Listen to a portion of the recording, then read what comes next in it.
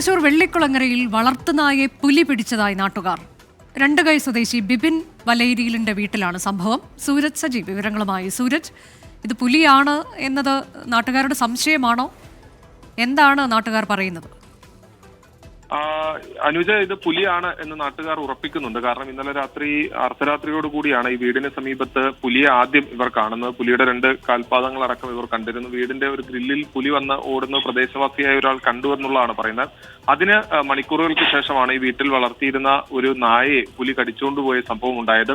കഴിഞ്ഞ ഏതാനും ദിവസങ്ങളായി ഈ മേഖലയിൽ വന്യജീവി ആക്രമണം പതിവാണ്. ആനയുടെ അടക്കം ശല്യങ്ങൾ കഴിഞ്ഞ ദിവസം ഇതേ ബിബിന്റെ വീട്ടിൽ കാട്ടാന എത്തി 2-3 തെങ്ങുകളടക്കം മറിച്ചത് 2 ദിവസം മുമ്പാണ്. അതിന് പിന്നാലെയാണ് ഇപ്പോൾ ഇതേ വീട്ടിൽ നിന്ന് തന്നെ ഈ ഇവിടെ വളർത്തിയിരുന്ന നായയെ പുലി കടിച്ചുകൊണ്ടുപോകുന്ന ഒരു സംഭവം ഉണ്ടായത്. എന്തായാലും ഈ പുലിയെ ജനവാസ മേഖലയിൽ നിന്ന് പിടികൂടണം എന്നൊരാവശ്യമാണ് ഇവർക്കുള്ളത്.